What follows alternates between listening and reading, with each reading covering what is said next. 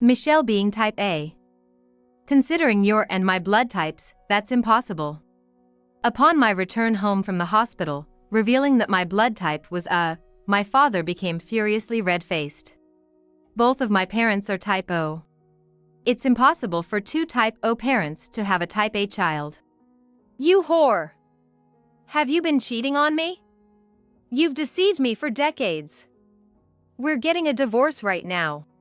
My mother turned pale at this inexplicable situation, while my father, in a demonic rage, confronted her. That's not true. Michelle is genuinely our child. If you doubted that much, let's do a DNA test. Taken aback by my mother's unexpected suggestion, my father quickly agreed. Being at the center of this issue, it would be easier for me to live knowing my true origin. After undergoing the test and waiting 2 weeks for the results, an unexpected turn of events occurred. My grandmother began to tremble severely upon hearing the results of my test. Hey, what the hell is this? Could it be? Both my father and grandmother turned deathly pale, realizing the truth. At that moment, no one could have predicted that this DNA test would escalate into a major family crisis. My name is Michelle. Since graduating from college, I have been working at the city hall, still living at home with my parents and paternal grandparents. My friends often tell me I should move out and live independently, something I've never done before. I very much wanted to, but it wasn't so simple due to various reasons. The main reason was the nasty comments and behavior my father, Ted, and grandmother repeatedly directed at my mother, Kim. I couldn't bear to leave my mother alone, so I couldn't bring myself to move out. Ted is incredibly arrogant and a mama's boy, even from his daughter's perspective. Despite being over 50, he still has his grandmother wake him up every morning and doesn't even try to put on or take off his socks without her help. As a child, I used to think all boys were like my father, completely reliant on their mothers. That would have been bearable, but Ted and my grandmother often bullied Kim together. Kim works at a nearby bakery and never neglects her household duties. But still, my grandmother and father would complain about trivial things like laundry not being brought in quickly or the weeding in the garden being sloppy. The reason I've managed to live with these two difficult people is that my grandfather, Kirk, would strictly reprimand my grandmother. Kirk was not only kind to my mother but also to me, which is why I have adored him since childhood. An essential part of explaining my family situation is my father's job. Currently, my father works at a food company called Omiya Foods, which was established by my grandfather. Omiya Foods is so well known locally that there's hardly anyone who hasn't heard of it. Though my grandfather expanded the business from a small shop in one generation, he fell ill and was hospitalized about 6 months ago. That's when my father, Ted, who had landed the job through my grandfather's connections, came into the picture. Originally, Ted boasted that he would never join his father's company and seemed to drift through various jobs. However, perhaps due to his inherently arrogant nature, he was treated as a nuisance in every company. Seeing his behavior towards my mother at home, it's not surprising at all. In the end, he couldn't stick to any job and bowed his head to my grandfather to join Omiya Foods when I was born. It seems my grandfather had no intention of accepting him, but he couldn't refuse the plea to support the family. At first, Ted worked quietly, but as he aged, he gradually began to show his arrogance. "Hey, I'm the next president.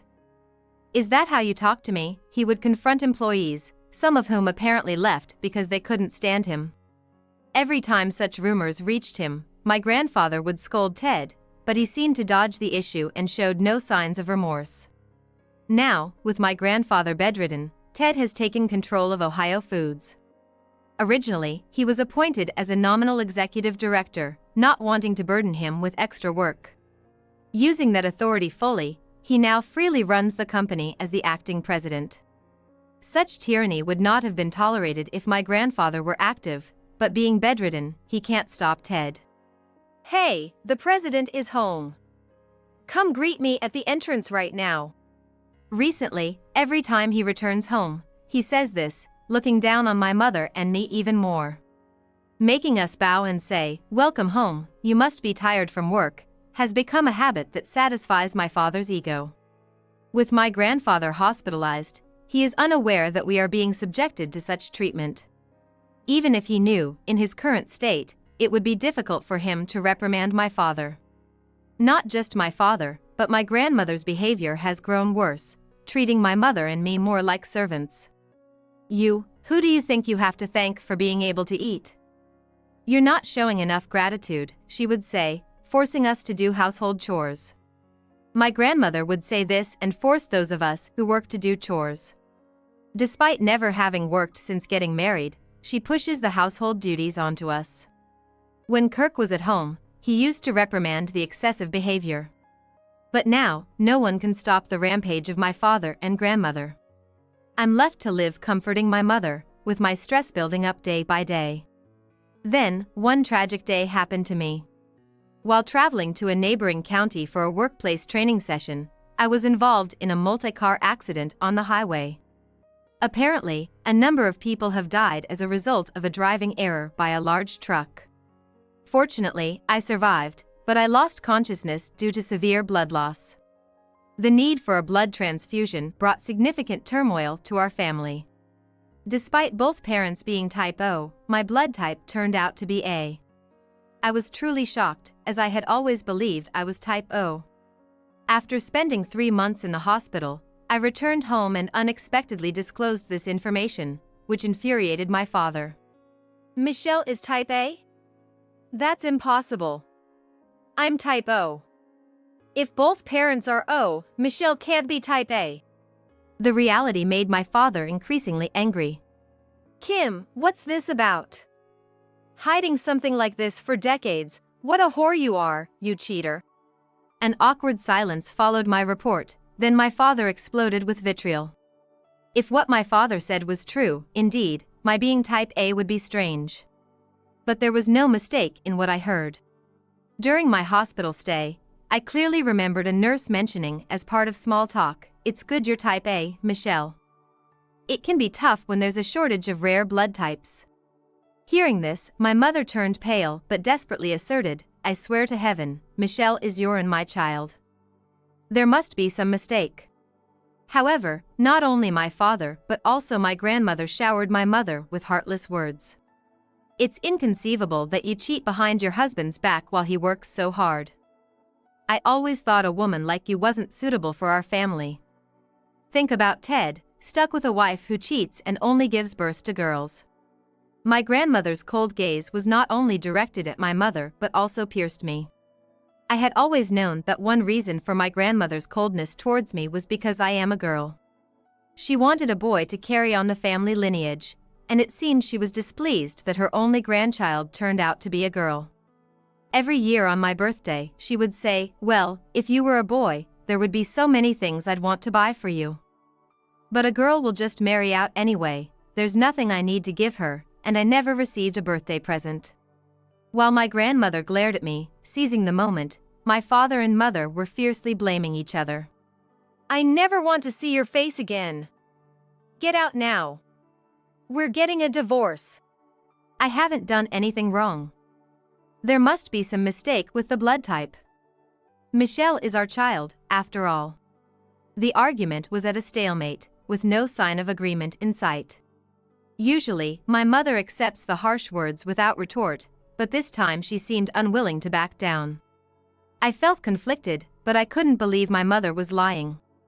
As I was lost in thought, my mother, running out of patience, tapped on her smartphone a few times and showed the screen to my father and grandmother. "Then, let's do a DNA test. This will definitively prove our kinship.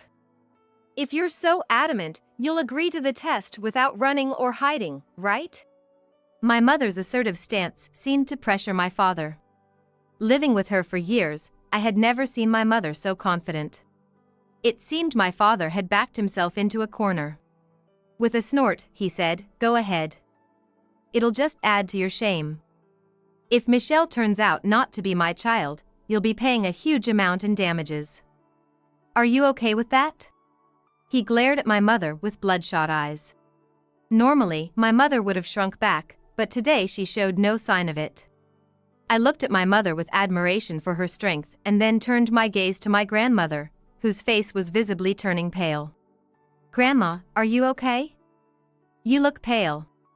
When I asked, my grandmother clenched her back teeth, shook her head, and said, "Don't look at me, you child of a cheater," before quickly leaving the room. Afterward, our family went to the testing center to undergo DNA testing. However, the results of the test would not be known immediately but would be revealed after 2 weeks. Returning home to a tense atmosphere, my grandmother was waiting with crossed arms in front of the entrance. After hearing that the results were still unknown, my grandmother seemed somewhat relieved. But her expression quickly hardened as she coldly said, "So, you haven't proven you're part of this family yet? Then get out. I don't want to live with strangers." Following her lead, my father also said, "That's right. Since you're going to leave once the results are out anyway, start packing your bags now," trying to drive us out.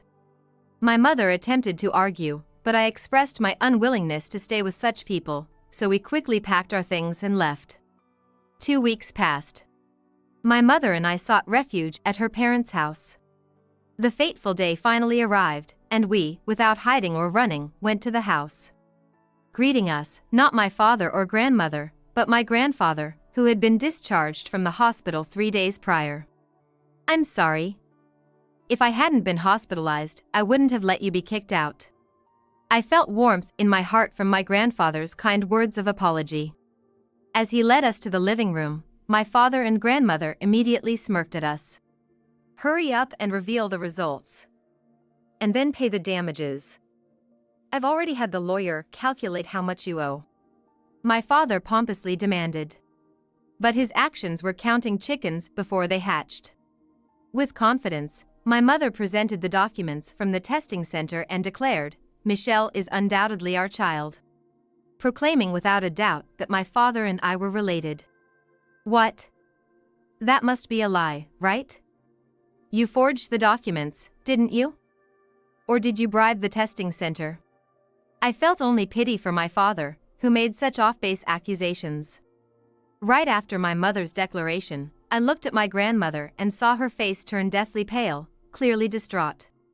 In contrast, my grandfather frowned and seemed angry, likely the only one unaware of the truth. My father must be the only one who doesn't know anything. Taking a deep breath, my mother delivered a shocking revelation to my father. "You've always claimed to be type O, haven't you? But look at this. You are AB type. With this, there's no issue with Michelle being type A born to me, an O type, right?" Hearing my mother's words, my father's mouth hung open as he blinked repeatedly. "What? How can I be AB type?" He could understand the information before him, but his brain seemed to refuse to accept it. Finally, he held his head in disbelief.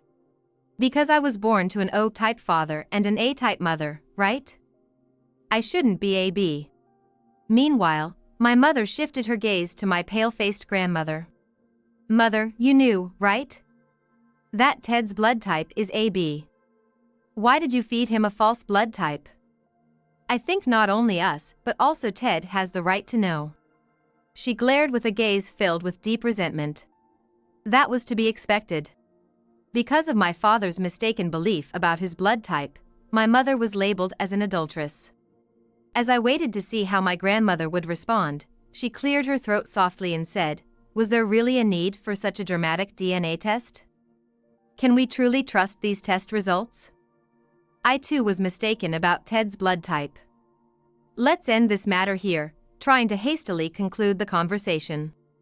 Usually, my grandmother would have launched a tirade against my mother, but today she was unusually subdued. Then, my grandfather, who had been silent until now, looked up. "It seems it's time to tell the truth. You thought I didn't know, but I've known everything all along," he said, glaring at my grandmother before beginning to reveal the hidden secrets of the family. In fact, Shelley was pregnant with another man's child when she married me. She thought she had hidden it well, but I had already discovered everything during a background check before our engagement, he said, struggling to contain the anger in his voice. This was news to me, my father, and my mother. According to my grandmother had been involved with a married man, Ed, a high school teacher. Pregnant with Ed's child, my grandmother hid the truth and got engaged to my grandfather. Of course, she told my grandfather that the child was theirs. Ed was ill. When I confronted him directly, he confessed in tears. He said he wouldn't be around much longer and begged me to save at least the child, my grandfather revealed. Believing the unborn child was innocent, my grandfather made a significant decision. Even knowing it wasn't his child, he decided to raise my father, the child my grandmother was pregnant with, as his own. Ed died without ever seeing Ted's face. Since her engagement to me, Shelley never contacted him again. At least she was thorough in that regard. Stung by his remark, my grandmother clenched her teeth and glared back at him. The lies about the blood type were to prevent anyone from suspecting the child wasn't mine. Maybe it was possible to fool people back then, but with today's advanced science, it seems impossible to keep hiding the truth. Shelley, isn't it time to face reality? Although my grandfather spoke calmly, the anger in his words was clear to everyone. Suddenly, my grandmother stood up and looked down at him, saying, "Why do you have to bring this up? If you had kept quiet, both Ted and I wouldn't have had to suffer, right? Why didn't you take this secret to the grave?" She yelled in what seemed almost like a fit of displaced anger. I stood up to stop her, but someone else, sharper and quicker, confronted my grandmother. It was my father, who until this moment had been unaware of the secret. "What a terrible mother! Getting pregnant with another man's child and then marrying my father, are you out of your mind? If it weren't for my father's compassion, you and the child would have been thrown out. To continue deceiving your own child for decades and still play the role of a mother is outrageous." Given the circumstances of having his birth secret revealed just now, his harsh words might seem justified. But I knew. My father had no right to utter such words. The lowest of the low for cheating and lying? Then, Dad, you're the same, aren't you? It's strange to blame Grandma alone when you're guilty of the same. I said this and pulled an envelope from my bag. Inside were several photos. In each one, my father and a woman were consistently featured. She's Mary, age 35, working at the department store in front of the park, right? With so many photos, stop playing dumb now. I pointed out a photo that best illustrated their relationship, taken in a restaurant with a beautiful night view, where my father and Mary were kissing, oblivious to the other guests.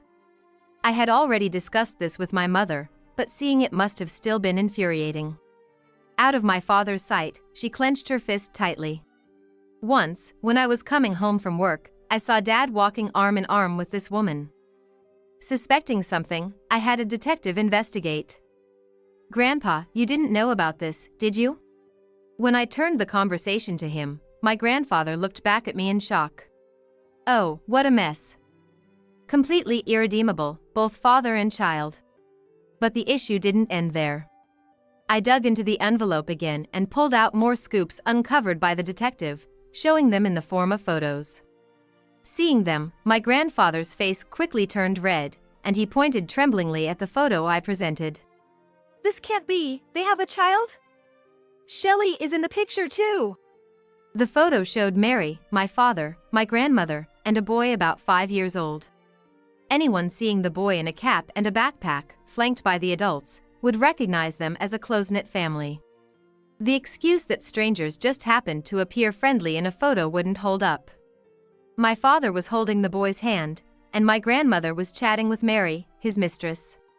As you guessed, the child is Dad's with his mistress. His name is John, and he's currently in kindergarten. I was shocked to find that Dad had introduced his mistress to Grandma as if it were normal. A person with any decency couldn't do such a thing, and Grandma accepting it is just as crazy. I tried to keep my emotions in check, but anger seeped into my voice at that moment. Not only did my father cheat in secret, but he also had a child, and my grandmother, who was informed of this, had secretly deepened her relationship with Mary. When confronted with this fact, instead of apologizing, my grandmother's eyes widened, and she snorted. Remaining arrogantly unapologetic even when cornered must be a kind of talent. While clicking her tongue, she pointed at my mother and me, saying, "It's your fault for not bearing a son. Ted's heir can't be entrusted to a woman. If you two had just left, everything would have been resolved smoothly." It seemed my grandmother was initially shocked by the revelation of the hidden child, but her attitude changed completely when she learned he was a boy. She was very cooperative, wanting him to grow up as a worthy heir, indulging Mary in whatever she requested. This was the grandmother who never wanted to spend a penny on me for any celebration. Then, with my mother's resolved statement, the tension in the room skyrocketed. "You were saying something about paying damages earlier, but sorry to say, it's you who should be paying us. I've already consulted with a lawyer, so please make the payment promptly. If you refuse, I'm not afraid to take this to court." Now I understand why my father and grandmother have always been cold to my mother and me. They kept harassing us, hoping we would initiate the divorce, making it easier for them to bring Mary and her son into our home. What a naive thought. Did you really think I would allow that? Grandfather's voice trembled, deep wrinkles furrowing his brow. "It's Shelley and Ted who will leave this house. Pack your things and get out now." Grandfather slammed the table and declared forcefully. His presence as formidable as ever despite having just recovered from illness. "Wait a minute. What Mom said earlier was just a joke." Yes, just a joke, so don't be so angry, just a joke." With an ingratiating tone, the two tried to soothe my grandfather. The sight of my father and grandmother, who usually looked down on us, acting so servile was beyond pitiful. It made me feel nauseous. Naturally, my grandfather paid no attention to their words. Instead, he pulled out his smartphone and started contacting a security firm. "In fact, there are some people I want to be removed from our house. They won't leave, so I need your help." Realizing that my grandfather was serious, my father and grandmother quickly left the house without even having time to pack their belongings. After they left, the living room fell silent, and my grandfather spoke. "I'm sorry for the hardship I've caused you. From now on, I want both of you to live freely. Of course, I will take care of your immediate living expenses. And of course, my parents divorced. My grandparents also went through a late-life divorce. Afterwards, my father was stripped of his position as a successor and even as an employee, demoted to a part-time job. Prideful yet unable to hold down a job, my father said, 'I won't end up like this,' and quit the company immediately. Once free, my father sought refuge with Mary, but once he was no longer the heir to Ohio Foods, Mary disappeared, treating him as if he were expendable. Hey, can we start over? Please, I'm really struggling." My father, abandoned by his mistress, would say this to my mother often, but she never responded. She knew his attempts to get close were only to reduce the amount of alimony he owed. As for my grandfather, after divorcing my grandmother, his health improved significantly, and he continued to work actively on the front line. As his grandchild, I couldn't be happier. As for me, I started a serious relationship with a man from my workplace, with marriage in mind. He is a very kind and faithful man who has told me that my mother will move in with us when we get married. I have promised myself that I will not hide anything from my marriage partner like my father and grandmother did, and that we will trust each other to move on with our lives.